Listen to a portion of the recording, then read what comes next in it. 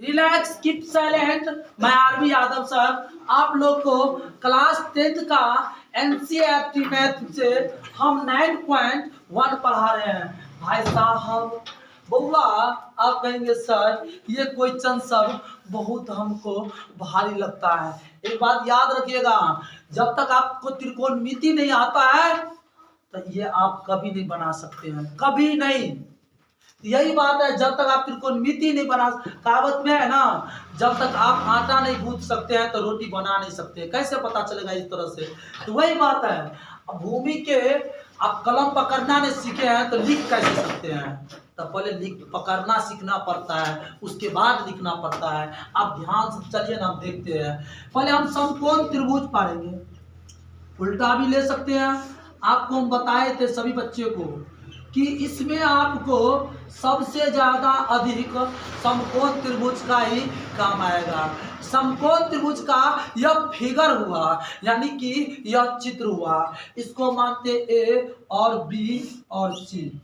इसमें कह रहा है भूमि के मतलब एक धरती है, भूमि के एक बिंदु से, एक बिंदु को मतलब एक जगह से, बिंदु से 20 मीटर ऊंची भवन, मतलब ये भवन का ऊंचाई मान लीजिए यहाँ भवन है, इसका हमने 20 मीटर ले लिया।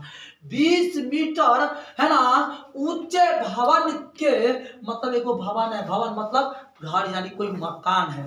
मकान के शिखर पर, शिखर मतलब हुआ ऊपर का, जैसे मकान के शिखर, जैसे ये हमारा कलम है, ये कलम का शिखर हुआ, ये ऊपर का ये शिखर हुआ, इसका तल जड़ ये हुआ है ना, तल इसको कहते हैं। तो देखिए शिखर पर लगी एक संचार, मतलब एक संचार लगल है। मीनार, मीनार का मतलब होता है जो ऊंचाई होता है, जैसे देखिए चिमनी, टावर, ये सब मीनार कहलाता है। तो कोई घर है उस पर एक है ना संचार लगल है, मतलब एक मीनार पर संचार लगल है। संचार मतलब कोई रेडियो ही मान लेते हैं हम, कोई लगा हुआ है।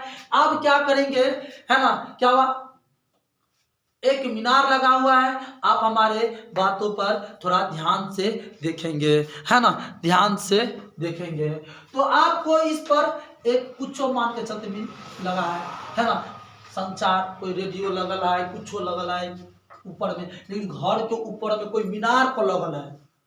सर नहीं समझे? अरे भाई एक मकान है, मकान के छत पर लगल है ना। अब ये एक हमारा स्टिक है, ये मेरा हाथ, ये मकान है, आई पर लगल है ई मीनार ऊंचाई वाला। आई पर मान के चले मैं रेडियो बांध देता हूँ या कुछ बांध देता हूँ है ना। ई हो गया मकान, मकान का सिर, ठीक ना, शिखर आई पर लगल है।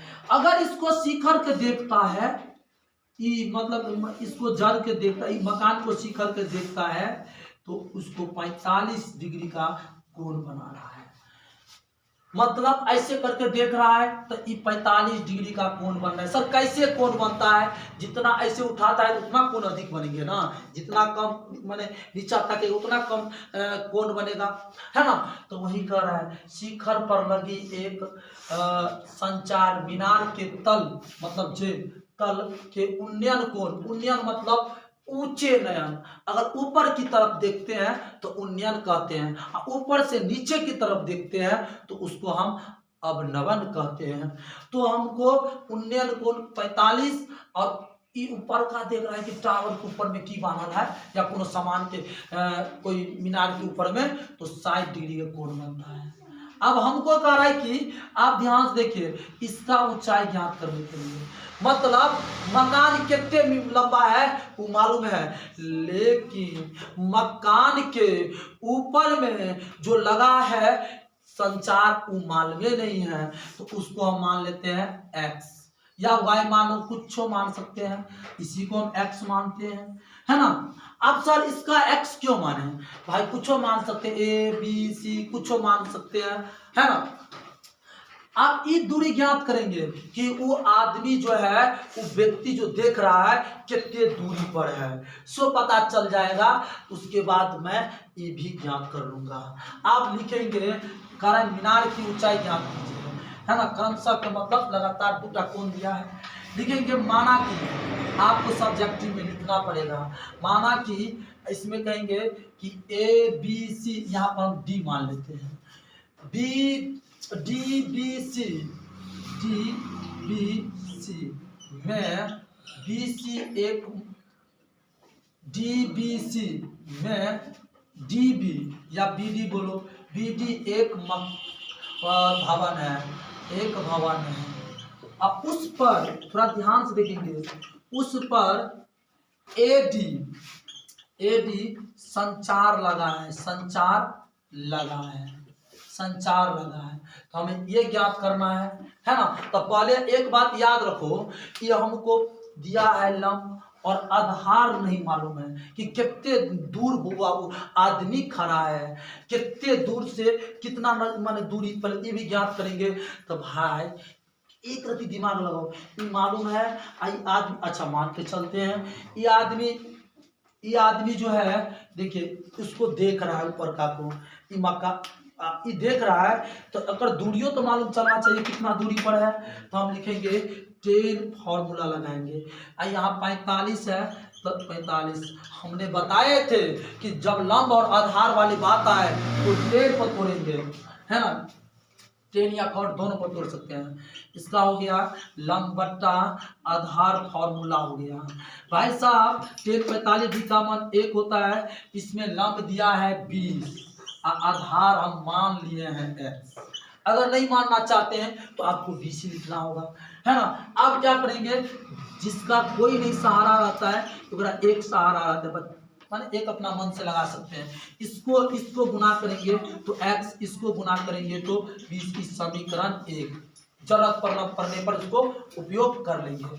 आप लेंगे पूरे वाला, हमको ये चाहिए तो लिखेंगे ऐसे यहाँ पर त्रिभुज ए बी सी में, तो पूरे त्रिभुज ये पूरा आ जाएगा, तो इसमें त्रिभुज ए बी सी में हमको ये ज्ञात करना है कि इसको भी हम लेंगे 10 पर ही लेंगे, 10 60 लेंगे, क्योंकि ऊपर ताक रहा है कि व्यक्ति यहाँ जो है ऊपर भी देख रहा है, तो 60 डिग्री का कोण बनता है।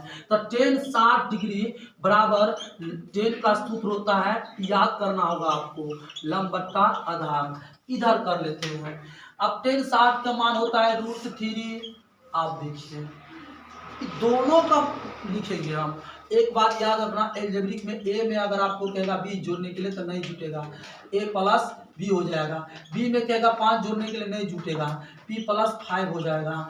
उसी प्रकार थोड़ा बात पर ध्यान से देखिए हमारे भाई, ई हो गया लंब y, ई जो है आपको सॉरी लंब पूरा लेंगे यानी कि y प्लस 20, आधार देंगे x।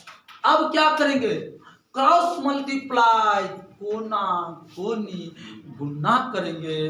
देख बउआ, इनको गुना किया तो √3x,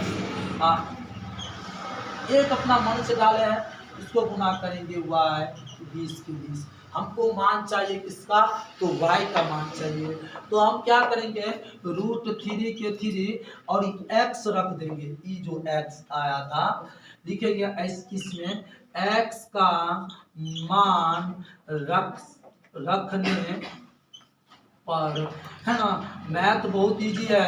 आप जो मैथ आपको समझ में नहीं आता है ना, आप 10 बार बनाइए, 5 बार बनाइए, पता चल जाएगा कि नहीं वो ऐसे हुआ, अपने आप पता चल जाएगा। अब x के मान रखने पर, रखने का मतलब होता है गुना करने पर। x के मान 20 था, हमने 20 दे दिया। अभी y के y प्लस 20 के 20, दोनों को गुना करेंगे। हम आप लोग को बताए थे, एक रूट में हो, एक बिना रूट में तो गुना नहीं होगा, ये बगल में आकर बैठेगा, √3 बराबर 3√5 आ जाएगा। कहेंगे सर अगर इस तरह से रहे तब पर भी ये आएगा इधर 3√5, ऐसा ही होगा। ये हो गया 20√3। अब देखिए बिना एक्स वाई वाला है, इसको इधर लाएंगे, प्लस था इधर आएगा तो माइनस, y के y। इसमें हम देखेंगे कि हमको कॉमन क्या आ रहा है, कॉमन आ रहा है हमको 20, यहाँ पर √3 माइनस के माइनस एक आने, इनको गुना करेंगे तो 20√3, 20 और 1 के गुना करेंगे तो 20, y के y। हमको y का ही मान उल्टा आ गया तो क्या हो गया, कोई दिक्कत नहीं। आप कहेंगे सर अगर 2 के 3 बार पढ़ेंगे तब पर बच्चा, 3 के 2 बार पढ़ेंगे तब पर बच्चा, बात तो बराबर है ना हुआ। उल्टा भी आ गया तो कोई दिक्कत नहीं, हम सीधो पढ़ सकते हैं। तो हमको y के मान की पता चल गया कि संचार की ऊंचाई कितना है, 20 और √3 - 1। अगर आप लोगों को भाई साहब, हम मेरा इतना अच्छा कैमरा नहीं है तब पर भी मैं कोशिश कर रहा हूँ, अगर आप लोग को प्लीज़ अच्छा लगे तो आप सब्सक्राइब, कमेंट, लाइक कीजिएगा, है ना। तो आप लोग, है ना, जिन जिन बच्चे को नोट करना है नोट कर